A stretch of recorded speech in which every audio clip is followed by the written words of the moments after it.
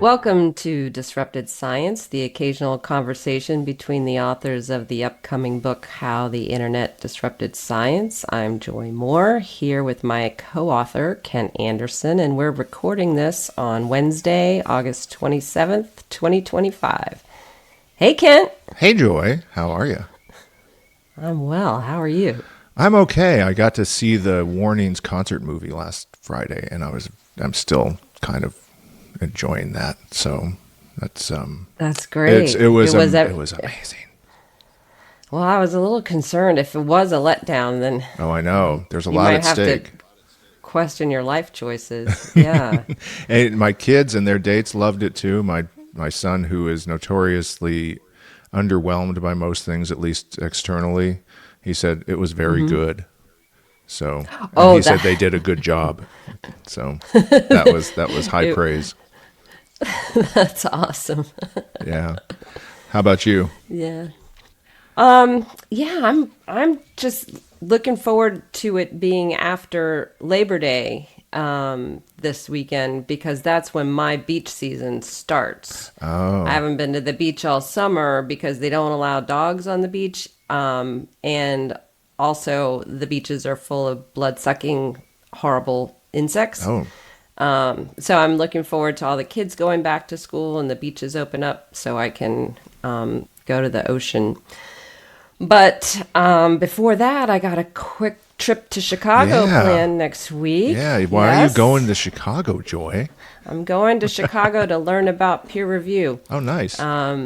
Yeah, so I'm really looking forward to stopping by the Congress and seeing some folks I haven't seen in a long time, catching up and learning about all the research that's going to be presented and ideas that people have. Yeah, we talked about this a few weeks ago, and it looks like a really good program. And then I understand we won't name them, but there are some fans of the podcast you'll even encounter there. So, yeah, I hope so. If you're a fan, come say hi. that's right. So, If you're not a fan, tell me why. yeah, come say hi or tell us why. I'm happy to have the conversation either way. Right, I absolutely. look forward to it. No, that's great. I'm so Yeah. glad you're able to go. I couldn't because of scheduling conflicts, but I'm glad you can go because that'll be great. So, and then the other thing that has developed is that we actually have an approved book cover. So if you're, We do. we do, and we Yes, like you it. may have noticed we've updated the branding on the podcast Yep. on the different platforms. It's a beautiful blue and black, Yep. which I like. Those are in my color palette, as you can tell here, blue, black. Yeah. There you go. And if you're watching this on YouTube, we'll put up a quick view of it. You can also see it on the geyser on the page about the book, and it'll be shown on social media here and there and everywhere. We really like it. We think it's going to pop off the shelves and look really. It's just clear, and then it's got this really neat dynamic. The more I look at it, with kind of what's going on inside the lettering, and then it kind of falling apart. And I really like that. It's like science was really going, and then it started to fall apart, and then it's like, good job, graphic designer. That was really smart. Yes, many thanks to the folks at Prometheus Yes. for getting that out. Yeah, they did a great job.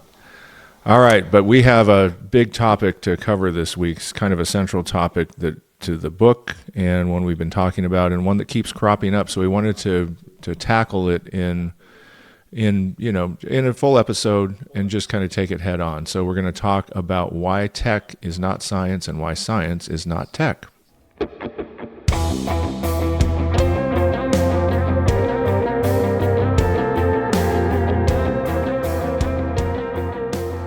All right. One of the things that triggered this thought was that Jessica Knurek, who's a great public health communicator and science communicator who's really on a hot streak and well-deserved, she does a great job, she published a post about why trust the science doesn't mean what a lot of people portray it as meaning.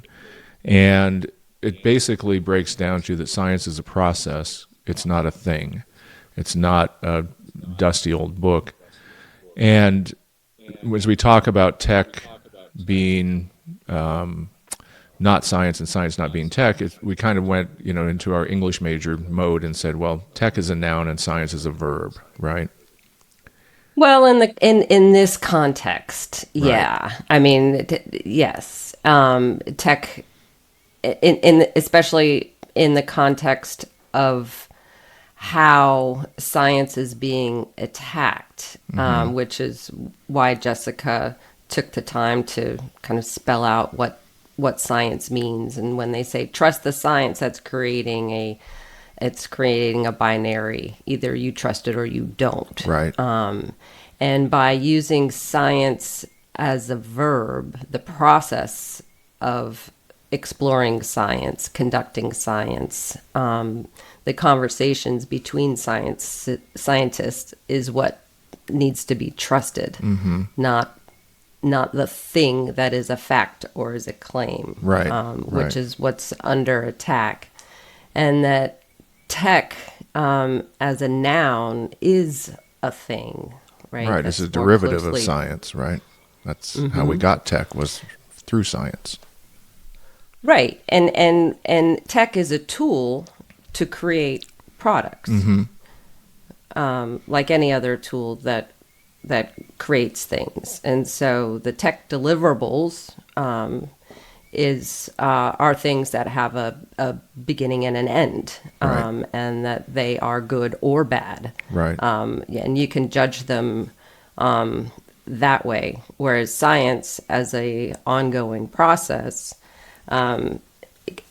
is not aligned in the same way. So Well, and let's talk about. Well, one way, I just want to stop on that because you made a really good point, and it goes to Jason Steinauer's point about e-history, which is history has intrinsic value and e-history has extrinsic value. And I think science has intrinsic value as a process, because whether you find what you're looking for or not, that's intrinsically valuable, the way you look at it, and the fact that you demand evidence and you test hypotheses and you try to repeat, have experimental replication and durable findings and all of that, that's intrinsically valuable as a process. But tech is products, and they're extrinsically valuable, right? There's tech that has been developed that is no longer valuable. My TRS-80 is not intrinsically valuable. It was valuable for a hot minute in 1981. I don't know about that. Have you Okay. put it on eBay? Come on. Okay, yeah, that's true, but it's still extrinsically valuable But because eBay yes, gives its value, right? Exactly. Yeah, so. I stand corrected. Yep. Nope. It's worth not a goddamn thing. Sorry. Yep. But and then she talks about the process helps us, as to quote, helps us separate fact from opinion, causation from coincidence, and evidence from gut feelings. And I really love that causation from coincidence phrase. That's a really nice turn of phrase. and that ties into with what a lot of the Maha folks are clinging to, or trying to embrace anecdotes as opposed to evidence, and that really appeals to the public. Right. And I think Marty Macri is one who he's mentioned that a few times, that it's okay to listen to the people, and Right. the experiences of a few are worth changing the rules for everybody. Right. Right. Yeah. Yeah. So, and then we have to talk about how publishers fit into this. And I think that's where we kind of want to walk a little bit through some of the concepts, right? So traditionally, and we talked about this in an earlier interview with Cactus, publishers should be a stabilizing force around the scientific record, not a disruptive force around it, or introducing things that are don't protect this idea of science as a process that can be trusted and is based on evidence and rigor and all of that. And it really is a process that has to be done by scientists. It's not a public process. You can have, scientists, you can have people help with observations like they have in astronomy, right? You have communities of amateur astronomers Citizen feeding citizen science. science Yeah. in various, but it's not a generalizable thing. It has to be managed by scientists, the data gathered by scientists, measured by scientists, validated by scientists, and all that. So even then, it goes into a scientific specialty. And I think the concern is that we're not really aligned with the process that we're supposed to be representing, right? Right. And the stabilizing aspect of scientific publishing is related to some of the standards, and doesn't mean that they can't change, and it doesn't mean that journals don't evolve. Clearly, they do. Different types of journals, and different types of media and things like that. And one of the things that I've been thinking about a lot lately are article types, and how important article types are in giving that predictability. When you come to a journal, you read the aims and scope, and you read the instruction for authors, and you know that each article type means something. Is it an original investigation? Is it a review? Is it a perspective? Is it an opinion? Right. And those are all defined as part of the taxonomy of scientific papers. And that's one of the things that has really been completely overlooked or mutilated. It's been abused, because we had that example of a quote unquote review article that introduced a new and not accepted by the community of oncology finding of turbo cancers, right? So it's a review article that piles up a bunch of slightly related, and when you dig into it, really suspect citations to create this scary term, turbo cancer, and it acknowledging the whole time that this is not an accepted term by oncologists, and so it's out of line with the community, but that's their radical position. But then it's a review article, which review articles don't introduce new findings. That's what I was like, wait, what? You're introducing a claim, right, which is that turbo cancers are a thing. Right. And you're doing that, your research is that you gathered up a bunch of papers out of the dustbin and said, this is what they mean. Right. And this article was in the Real Clear Journal. That was a Freudian slip. It's the Rear Journal. It was a what's his name, Paul Malik special. But this is coming from the McCullough camp, and they announced it last week as very exciting stuff, that it was peer reviewed, right. And it was peer reviewed in their journal, right, by the people who already bought into the narrative and said, yes, go write it up, please. Yeah. And that's what got me thinking. It was like, you can't just, I guess you can, but going back to the topic at hand is that the journals are designed to provide stability, and so that you can compare a review article. You know what a review article is. You know what original research is. And while they may vary from journal to journal, and they might evolve with new article types over time, there is a progression that you can follow. Right. And when you get into things, and those article types mean things to the communities that the journals are designed to serve. So getting back to tech thinking, as coming into the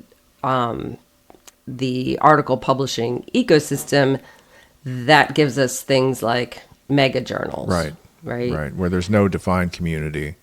It's just article processing, putting them up, and thinking that tech solutions external to the journal, typically, like search engines or various feeds or what have you, social media, it will end up sorting those things to the proper communities, but those communities are not legitimate communities. They're tech-assembled guesses at connections, or they're search rankings, and the articles may never be found by the actual community members because they aren't curated to that community or by that community. I mean, who knows what's in some of these journals? Someday I'll have to just spend a few hours going through one and seeing how many things are actually relevant to a certain group, because it's just, who knows, right? There's no community basis to even know. Oh yeah, there are people who know who's in these journals, what's in these journals, Right.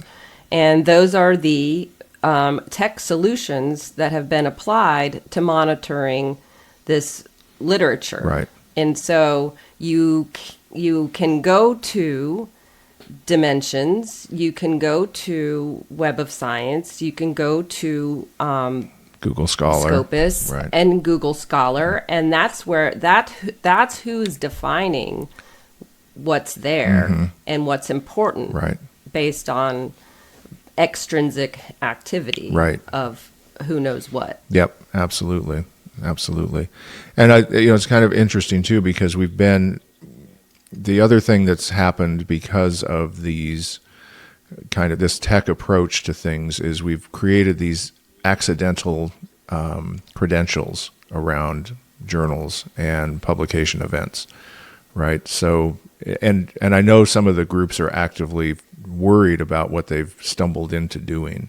So you have things like Crossref and the DOI accidentally validating a journal that, it may be predatory, or it may be validating a preprint that hasn't been peer reviewed and making it look very much like something else. So it's a tech solution creating a digital object identifier that is accidentally turned into a credentialing tool. ORCID is a tool meant to disambiguate authors, but it has turned into, through the use of a logo and through the use of and them just pushing their brand, turned into a author credentialing tool, right? And PubMed was a credentialing tool that got turned around by the technologists who ran it for a time, and now is a technology platform that retains its credentialing tool hallmarks, but they are very different from what they used to be. So, so those extrinsic things have come in via the tech pathways too. Right, and all three of those examples are currently operating at scale. Right. They're driven by scale. Yep. And they're not designed to exclude or constrain any participation. Right. So they're credentials that the groups don't treat like credentials, right? The outside actors treat them like credentials because they can do that and willy-nilly. But the groups don't actually treat them like they are. They don't even acknowledge that they're credentials and say, "Oh, we better pull back and restrict these so that the credential has some meaning to various communities or players in the sciences." So, well, right. It's like any kind of knockoff handbag, right? You're going to look at the zipper and say, "Hey, we can make a zipper that looks just like that," right. Or we'll have something there that is gonna give enough authenticity to make us look legit, right? And we can skate right through. Yep. We'll just use their logo and we'll put it on some lousy stuff, and if they catch us, Yeah. and but again, the one thing about the luxury brands is that they actually enforce their branding. These people are not enforced. They have brands. Right? They don't realize that they're brand managers, right?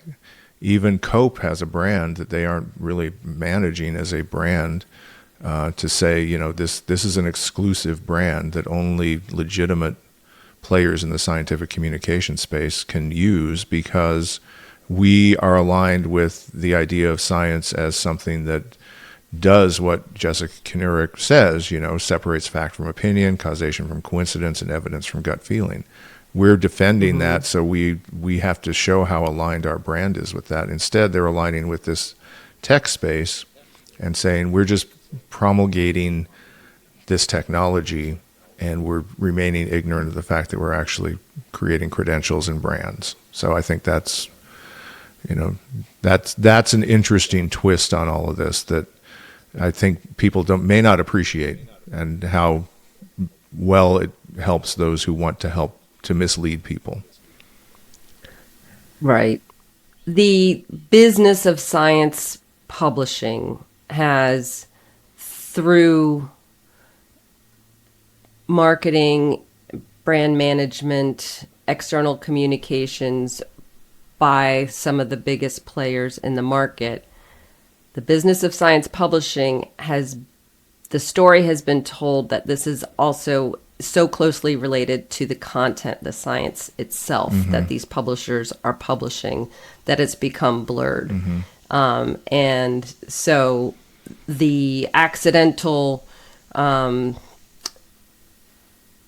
co-option of a lot of the tools of science publishing to symbolize scientific quality has been the result. And so the people who are making the decisions about what these different tools and what these different symbols mean are operating on one level, and the world of science is operating on another level. Yeah. Yeah, and the people who are coming in to kind of foul things up can operate on the tech level easily and make it look like they're operating on the science level by adopting the external, the extrinsic brand wear gear and everything else.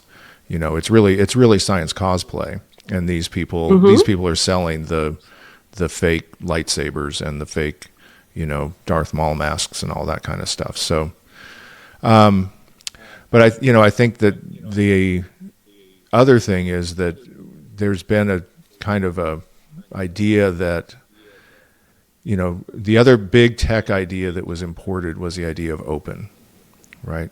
Open source, open this, open that, and that really came out of the tech world, and we adopted it, and it's been a problematic notion from the start, and I think it's only gotten worse because tech has gotten so big and so dominant. And Jessica Knurek says something really good about this. She said, the scientific method is at a particular disadvantage in today's media environment. Rigor doesn't translate easily in a world driven by virality and instant gratification. Today's platforms reward speed, certainty, and sensationalism, especially when something feels true or fits into someone's personal brand or ideology, which often persuades more effectively than actual evidence. And so we now find ourselves, having embraced open, now we are platformed. We've platformed science communications in a way that actually reflects a lot of the speed, scale, and sensationalism that has crept into the entire tech communication space. Well, and she knows what she's talking about because she's a really good science communication influencer, right? Like, she's one of the top ones. So she knows how to use TikTok and Instagram and all of that. And so she's particularly fascinating because she is trying to use one to improve the other. Right. And and this is kind of the game, right? This is why we do a podcast, right? This is why we have the Geyser, is that there are legitimate people who are aligned with the sciences, who are trying to use the same tools to remain aligned with what the goals are and what the purpose is and all of that. But it's reluctant, and we're not great at it. I mean, she's great at it. That's good for her. I wish we were that good at it, because that would be great. But, but we have to, this is the game that we're playing, right? We have to enter the tech space and play by some of those same rules. But we don't have, because we're not feeding narratives necessarily, because we're not feeding virality, it's a harder slog. I'm sure it's a harder slog for her than it is for the McCullough Foundation to get some of the lies out there that they get out there, even though she's really good at it. So, But I think that was making me think, and also relating kind of the types of things that I talk to people about on a day-to-day basis, and when they ask me, what do you do, Hmm. that there is an opportunity to, and I think a need for not public communication of science, Hmm. that Jessica and Andrea Love and other people are doing so well. Hmm. In addition to that, I think there is a real need for the communication of science publishing, and that's, Hmm. I think, what you and I are doing, Yeah. because there's, when I'm talking to people who are professors, and explain, a little bit about the business models around scientific publishing that are adjacent to what they do on a day-to-day basis. It's not too hard to, say a few sentences about the pros and cons of access models, Right. to get their attention. Yep. Yep. Well, and I think And there's just yeah, there's been a one-sided narrative for the foreseeable past. yeah. But I think, whether the person is using technology or not, using it well or not, like Jessica uses it well, we're us. We do what we can. But I think the thing to look beyond is to look beyond the sheen and the shine and the glamour of the tech, and think about how aligned is that person with the scientific process? How aligned is that publisher with the scientific process? How aligned is that editorial approach with the scientific process? And, with validating claims before they go to the public, with treating a distinct community and aligning with a distinct community. And, one of the things we've also talked about is how, in this another thing that the tech world brought out, their original sin was the advertising model, right? Mm-hmm. And when we embraced open and the early years were struggling for a business model, we actually accidentally ingested the advertising model through Gold Mm-hmm. OA. And nobody, I think, really realizes that that's what it is. But why would you pay to publish a paper unless you're trying to persuade somebody of something, either a grant funder that you deserve another grant, or Mm-hmm. a tenure committee that you deserve to advance down that path, or in the case of grifters, the public, that there's a problem with vaccines and you have a different solution. Why would you pay to put something out into the scientific literature? And that's an advertising model, right? Yeah, it's been appropriated by people who learned that they can pay to get more persuasive information out there, to persuade different audiences for different reasons. And they piggybacked on the original intent of, will, I want to make this open to as many people as who will benefit Mm-hmm. from it. Right.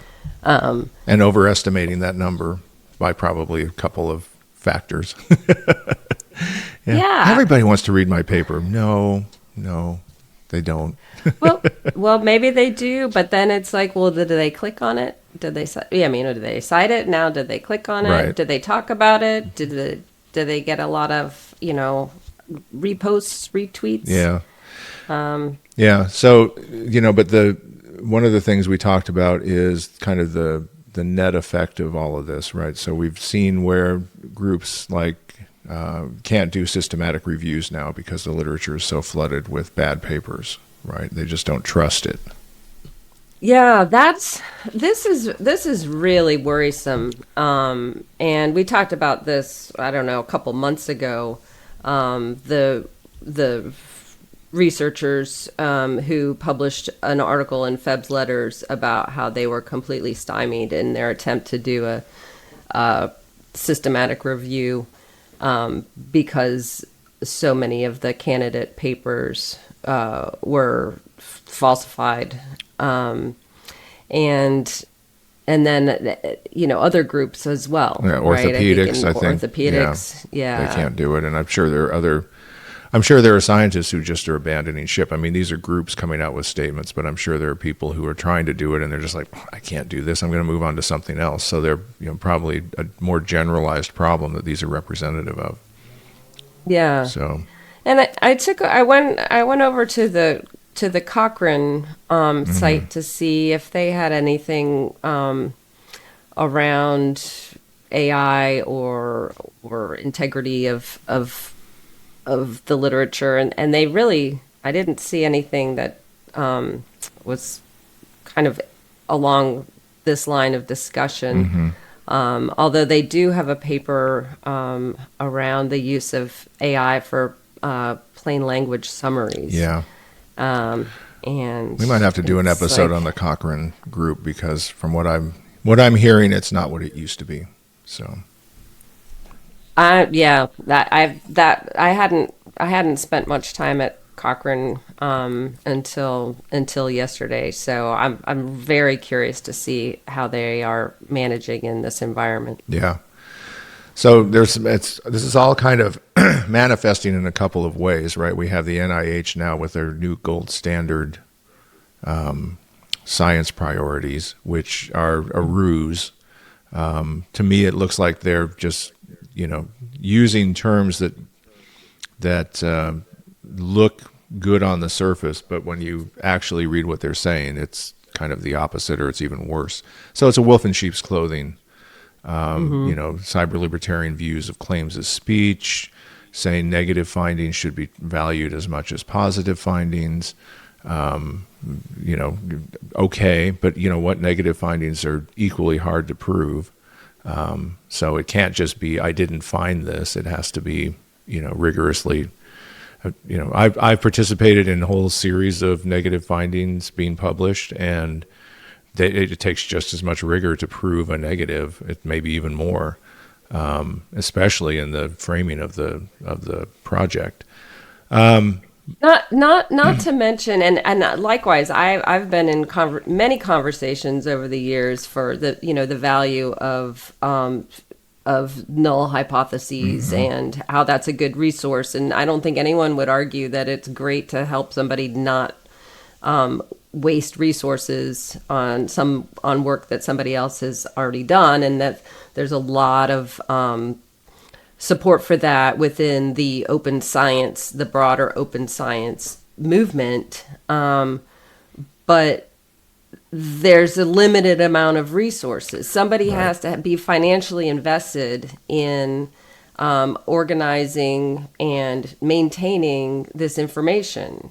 Yeah. Well, I mean, it's to write up, to even take the time to write up a negative finding, you have to have something pretty significant, right? And if you're telling people to write up every negative finding, then you're taking time away from them pursuing positive findings. And is that opportunity cost sufficient? And they're going to do the calculus in their minds about, well, this didn't work. This reagent with this in this setting with this temperature didn't work. Okay, I'm going to try something else because I'm looking. Do I write that up and spend 3 days and then 3 weeks and 3 months going through a rigorous measurement of that, or do I move on and try a different reagent with a different temperature on my thing and see if that helps me solve the problem I'm trying to solve? To me, it looks like this is more of a opening the door for the Maha people and the grifters to come in and say, well, we have, like you said, anecdotes of injury or anecdotes of problems or anecdotes of negative consequences, and then those should be equally valued as large population-based studies that show that they're safe, right? I guess so. They just use words so strangely, honestly. They use everything like strangely. Right. It's like negative means that it's bad, or negative means that it's not, that it's null, positive, right? that it did, or null. Right. And I think they're using a lot of these words interchangeably just because. Yeah. Well, yeah, they're about rhetoric, and they're about narratives, and they're about Yeah, performative and science. It's not really it's so aligned with science. Right. And it's so squishy that they can talk their way out of it or just ignore it and never come back to it ever again, Yeah, yeah. But it's like, I don't know. So, and the other thing that's not aligned with science and seems to me somewhat aligned with kind of a tech business thinking is their new foreign collaborations policy, which we were just talking about earlier today. And it makes it seem like science is a proprietary software build, right? We're going to build our science, Yeah. and we're going to license it, and it's going to benefit the stakeholders who are American taxpayers, and we're not going to let any of these foreign adversaries or foreign competitors have any access to our science code. Yeah. And let's be clear, science is a universal human endeavor to discover how nature works, and how we can make ourselves better by understanding that. And borders don't matter to science. They never have, they never should, they never help. Excuse me. And so this is about as backwards as you can get. I mean, the xenophobia of this crew is terrible, and it's awful. But the other, go ahead. And it's. I mean, this is coming after the USDA proclamation a few weeks back, where they had their own version of this. Right. But this one is just strange. The language was strange. And what was the thing that you found about how it not being a foreign aid activity, that science funding isn't a international aid? It's not NIH is not an international aid organization. Like, what a bunch of creeps. Yeah, I'm sorry. We've been giving handouts to all the starving, scientists around the world. To all the people helping us discover things, like the people from Berlin who discovered mRNA. That was a terrible. Oh, don't get me. Oh, anyhow. The damage these people are doing is just. It is just crazy. I mean, you've read. There's plenty of opportunities for good U.S. scientists to now go abroad, and they are. And they are. And I don't blame them. And I hope that they will see us U.S. citizens as in need of international aid when the time comes. Exactly, because that's what's going to happen. Please. Again, on the bright side, we still have the specialty groups around vaccines pulling together recommendations in various states, embracing those. So hopefully that helps. One other thing we wanted to talk about is a new AI publisher gambit that wants to interpose itself between publishers and the audience, called Comet Plus. And you found this little gem. Yeah, this is coming from our friends at Perplexity, and perplexing it is. They've been reading the memos that it's time the new internet needs new business models. Oh, yeah. Yeah. And so they have come up with a payment scheme that is algorithmically generated, pie chart of money going back to publishers who participate based on, 3 different use cases for users. And it was all very, very bold, like all of these tech announcements are, right? It's like, we have the solution. Yeah. And then when I was telling you about it, you were just like, la, la, la, and I kept going, go to the end, go to the end. Just keep reading. Yeah. And the last sentence is, some money will go to some people once it's free and once some people sign up. Yeah. This is all talk. So, announce the model coming soon. Right. When there is no there. And there were some really good reactions to it on LinkedIn that I want to share with the class here. Dominic Young from Axate, he's a leading thinker and businessman around copyright in the UK, and he said, Revenue pools divided algorithmically are a terrible idea which fails to align incentives or create sustainable outcomes. And I think that really aligning incentives is critical. Right. So that And reminds me, sustainability yeah, is critical, it right? reminds me that I read that book about Spotify, and they divide their revenues algorithmically. It's almost the same model in a sense. Yeah, that's right. And I'm reading that book it's a too. good book. And the interesting thing was that there's a point where she talks about an alternative model that artists had proposed, which seems mathematically it seems like compute could do it, which is if you pay $12 a month and you listen to 60% of the music you listen to is by artist A, and then the rest are divided by, then your $12 get divided among those artists. That's a good That's way. called But royalties. that's called you're spending money on the artists are getting money based on what you bought in a sense, right? Right. So rather than a whole pool being divided among all the artists, each artist is, if they're really popular or they're being played a lot by one listener, then maybe I only listen to one artist during that month. I'm just really hooked on Chappell Rowan. She's got a new album out and I can't put it down, right? She gets all my $12. Right.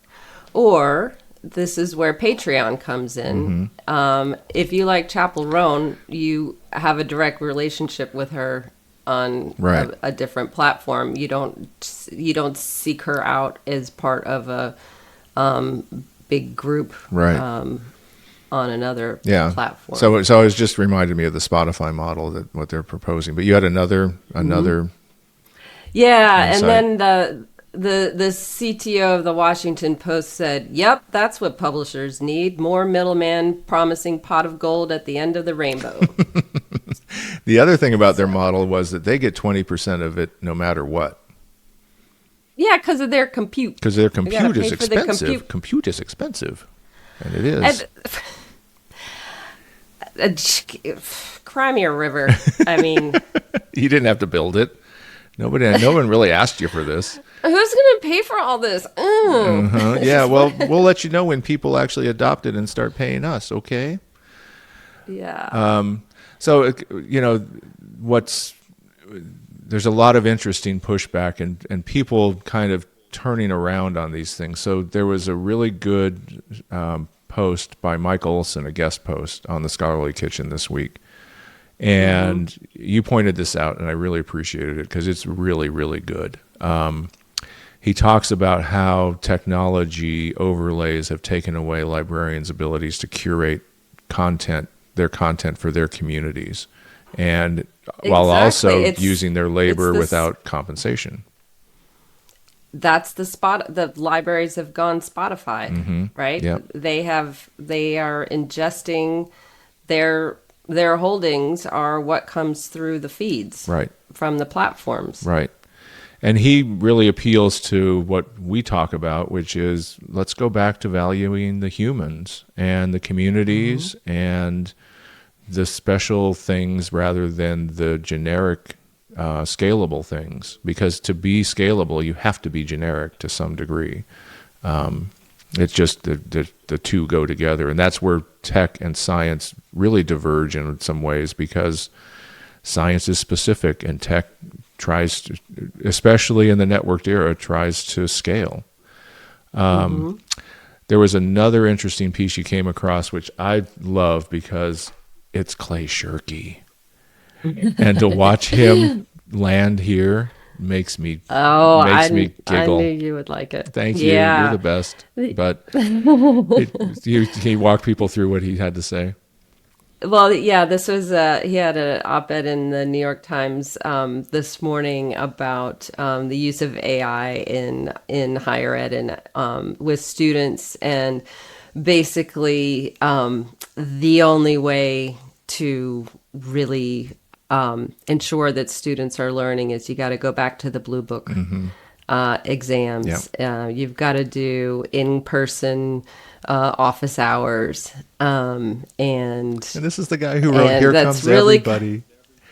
I know. I know. It's all Everybody asynchronous. came. Asynchronous is the future. Asynchronous communication by I tribes know. and groups. And Well, he's helped raise this generation of people who don't know anything I else, know. Thanks, And Clay. now they're all going to get cramps. Do you remember those blue book Oh, exams? Like, yeah. oh, I had a callus like you're right there here for from my pen from writing so 3 hours. hard. These poor children have never even learned cursive, No. They're going to be like, you got to turn off your AI robots and you're going to have to take this pencil and this blue book and write things. Oh, they're going to learn the Bic medium is the best. That's the best pen. Medium but you roller. know what? I think I've been thinking about what could my TikTok side hustle be? I might do like a workout program for children who were never learned how to write longhand. Right. Now grasp. Little exercise, right? Not the How to hold like, a pen. not- How to hold a pencil. yeah, see, like in the spring, it was like the 30-day Pilates to get ready for bikini season. This is going to be like 30 days to get ready to do your final exams, Now repeat. Now repeat. Well done. Now Stretch. breathe. I love it. So that's great. That was really good. But I think this comes back to, aligning with science is really aligning with humans, right? Mm-hmm. And that's why tech is not science and science is not tech, because science is about getting real with discovering nature, discovering how the world works, how the universe works, how we work.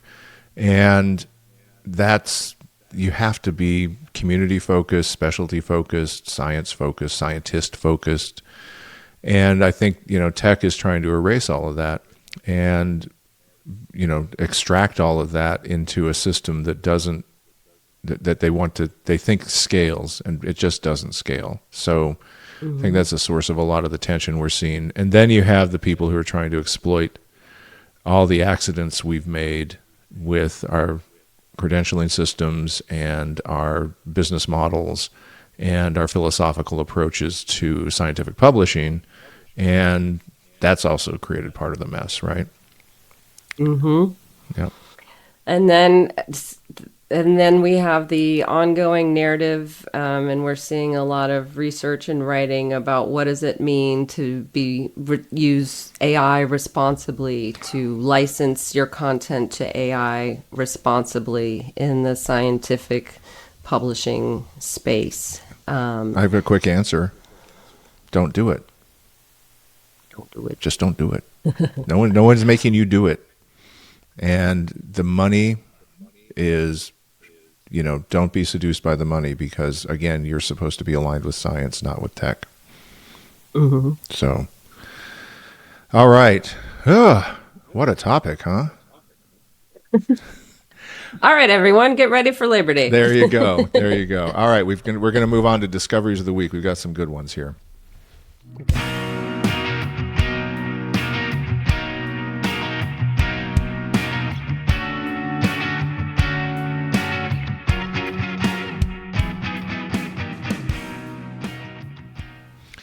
All right.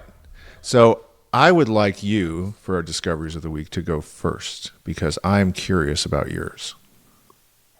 Oh, if you don't mind. I don't mind at all. So Carl Zimmer, he also he's covered another article in PNAS. We talked about him a few weeks ago when the PNAS had that fraudulent paper article, but this one was different. This one was about a new paper in PNAS that's been published that has uncovered the genetics of the pygmy seahorses. Oh. Have you ever seen a pygmy seahorse? I think I need to. Yeah, well, you will. There's going to be a link in the show notes that is required. So these little seahorses have evolved over 18 million years they're basically symbiotic with the coral where they live. And they don't have horse noses. They have little piggy snouts. What? And and they're pink and they're polka dotted and they look just like the coral. And they're the cutest things ever. Oh. And an international collaboration of scientists Oh, from no, Germany not one of those. and China. They were, decided they got to the bottom of their genetics, and I won't mangle the science, but basically they can understand how they have evolved to be what they are. That is so cool. And they're adorable. And so of course I needed to go on YouTube because I wanted to see them. And so if you go on YouTube, there's going to be a lot of AI generated clips that have just come up in the last 24 hours since this piece came out in the New York Times, because that's how the world works. But you can look at those, but you need to watch this National Geographic clip from 17 years ago, because it shows them, and it's only a minute long, but not only are they adorable, but every morning they wake up and they do a little ballet dance. What? And they kiss each other good morning. Oh my gosh. Yeah, and then the man gets pregnant. I don't know. I love it. I may actually try to put the video into our YouTube version of this, because that sounds. They get up in the morning, they kiss each other good. They dance, they kiss each other good morning, and the man gets pregnant. Wow. Well, I don't know if he gets. I don't Not think at he gets that pregnant moment. every day. Yeah, no, that but would be something. But if that's there is a part- pregnancy, it's yeah. the male who carries the babies. Yeah, but they've been able to, That's so through cool. their genetic adaptation, they've become symbiotic with the coral where they live. And of course, the sad part is that if Right, their the coral coral's reef disappearing. is under threat, then so are they. So Ah. everyone go appreciate these little piggy seahorses. Oh, that's awesome. I love that. Well, I'm glad you went first, because yours is great. Mine is great too, but in just kind of a more practical way. I came across an article where it looks like scientists might have found a brew of synthetic goo that they can give to bee colonies who are under threat, and the bee colonies bounce right back. In fact, they grow by 15 times, by leaps and bounds. And so there's, how they got to that with little yeasties and little beasties and all that good stuff is all outlined. But they found it, and they have, what looks like evidence that it helps the bee colonies bounce back, which is great, because there have been problems. So that's it's good like news. emergency rations for It's like if for you're bee colonies. Yeah, well, if you just want your colonies to, thrive, you feed them this stuff, and they're just like, supercharged, and they grow and grow, and on a global scale, maybe the threat of colony collapse can be addressed with science. Who would have thought? Yeah. Who would have thought? Oh, we would Just have. Just don't give any to the killer bees. Oh, you got me going back to John Belushi now. Oh boy. All right. Well, thanks for tuning in. Oh, go ahead. No, I was going to say thank you for that share. It was the bee's knees. Oh, jeez. Thanks for tuning in. Thanks to our friends at Provoke the Truth for the music. And as always, let us know what you think. Joy will be at the Peer Review Congress next week in Chicago, if you happen to be there and you want to tell her anything good or bad. She's open for a talk, a conversation. And you can reach us at disruptedscience@gmail.com. And our silly sign-off of the week, we already did it with the bee's knees, but I've got one. Since I was warning inspired, and they're a Mexican rock band. Gracias. Muchas gracias. I heard that a lot during the concert. Hasta luego, Ken. See ya.